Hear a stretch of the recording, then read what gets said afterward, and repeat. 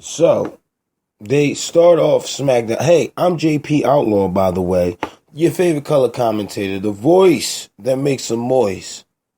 Here to give you my SmackDown review for July 11th, 2017. Now they start off the show with AJ Styles and John Cena. AJ Styles having a U.S. Open challenge. And, there's a guy from back in the day that used to do this named Kurt Angle. And I think that's who AJ was referring to. But out comes John Cena. John Cena, he accepts AJ Styles' Open challenge. They get ready to go at it. The announcer comes out. The ref comes out. They make the announcements for the match. And out comes Kevin Owens. Kevin Owens tells him that doesn't nobody want you out here, John. You need to go back to Hollywood or wherever the fuck you was at. We were good without you.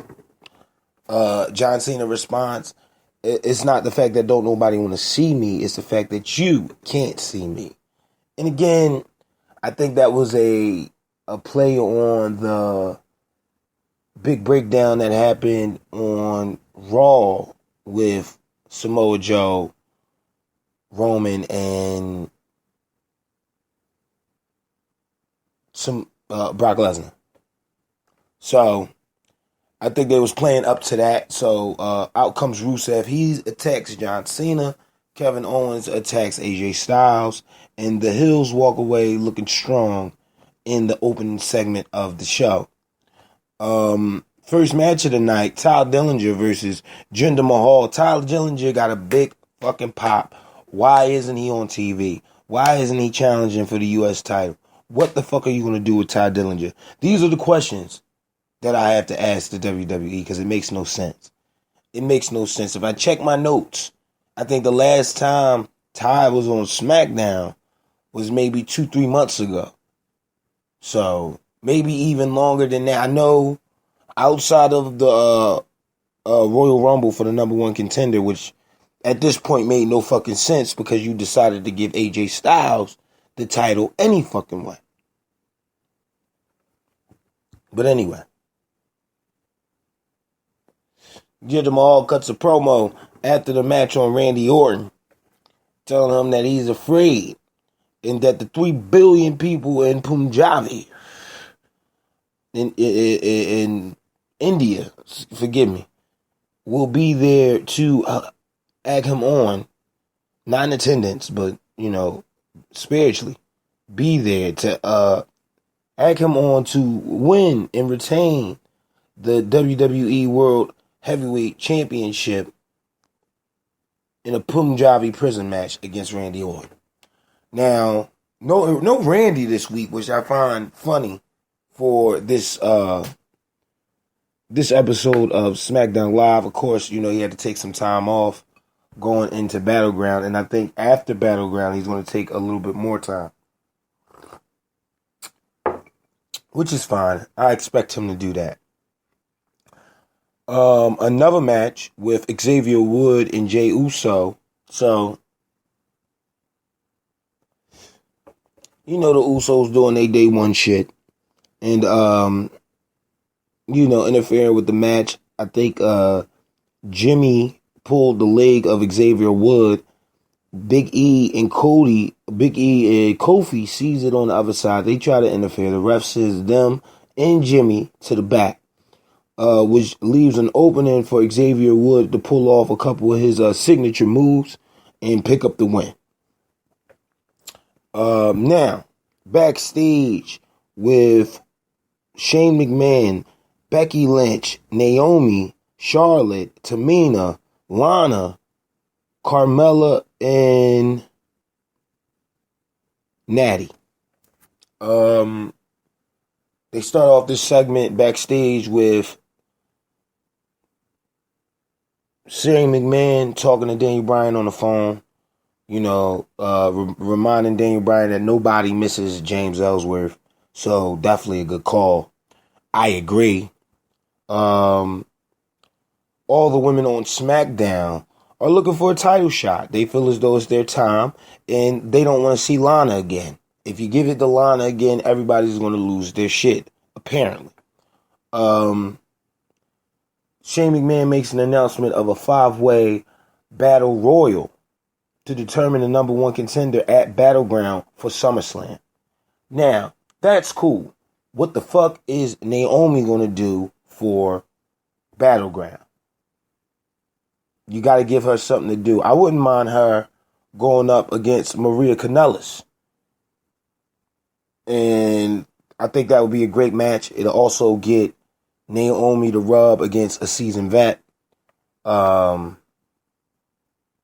I would like to see that at Battleground. If she's not going to be in this Royal Rumble, why not use her at Battleground? Backstage with Baron Corbin. Baron Corbin's in an interview saying that he is not afraid of Shinsuke Nakamura. They highlighted last week when Shinsuke got asked the same question about Baron Corbin. Baron Corbin came out and attacked Shinsuke Nakamura.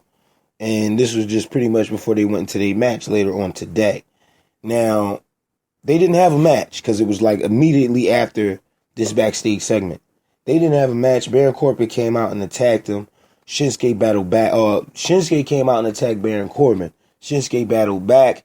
Of course, both men defending each other.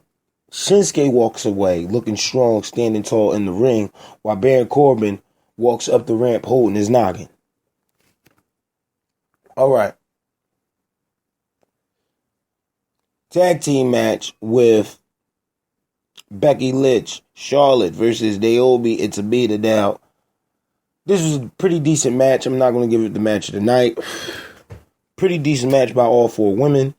It was the breakdown of this match that kind of threw me off. Lana comes out, causes the outside interference for Tamina and Naomi to pick up to win. Actually, Tamina grabbed the pinfall in this match.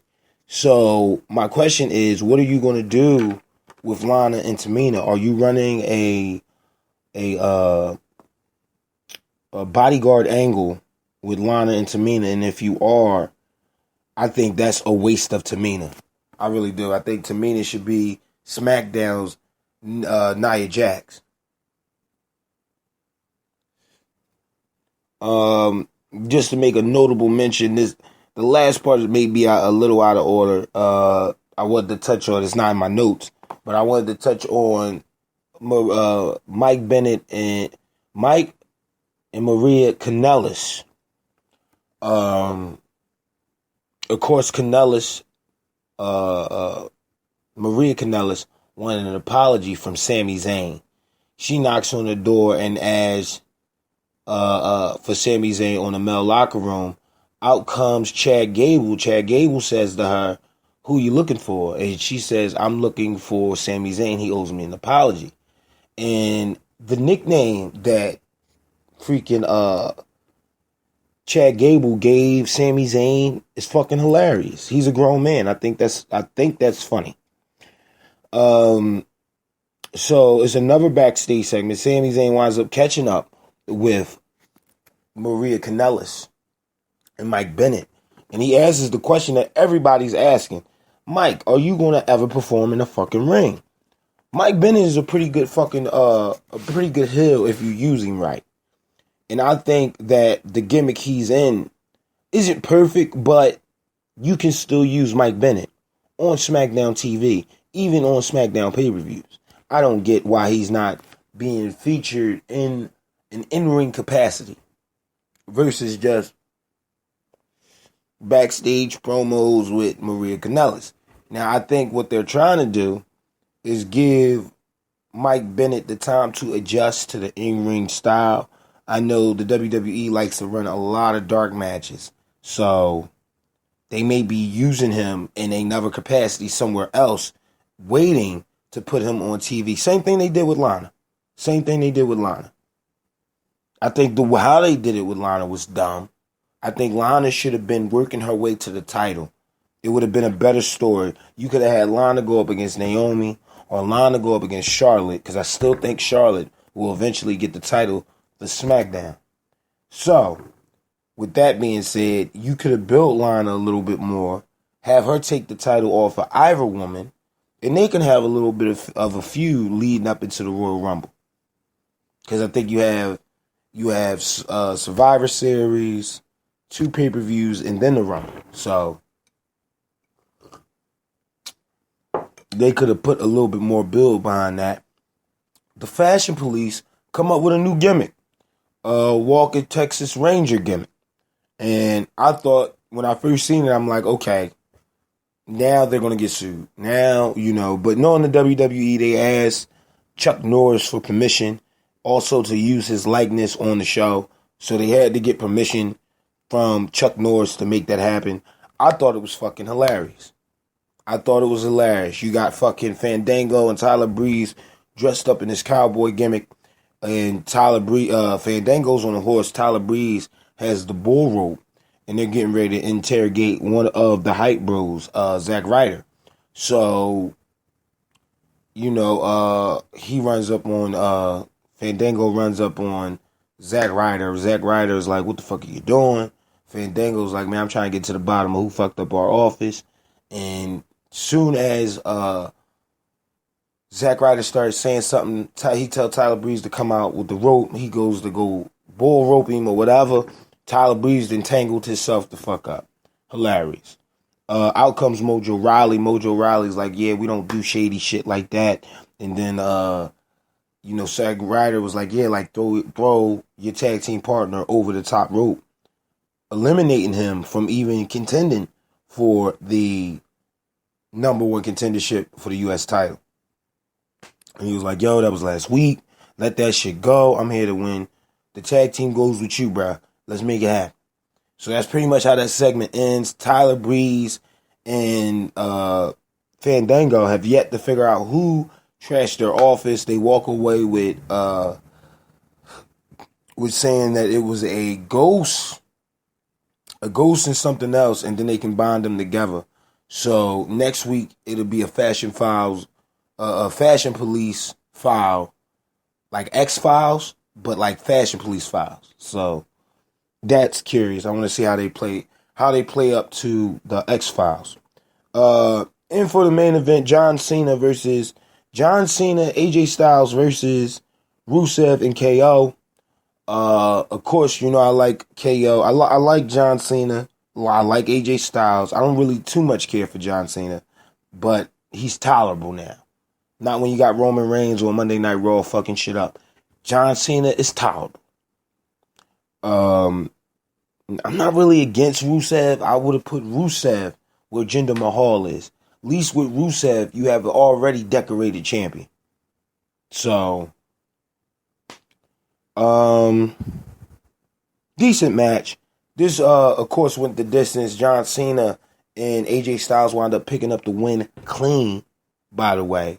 So, that's good. These two, at the end of this, John Cena raises AJ Styles' hand, showing true sportsmanship. And that was pretty much Smackdown, you guys. That was Smackdown in a nutshell. I'm curious to see what goes on next week. This was a pretty decent episode of Smackdown. I'll give it a 4 out of 5. Only because John Cena and AJ kind of hyped this up. Ty Dillinger was on there.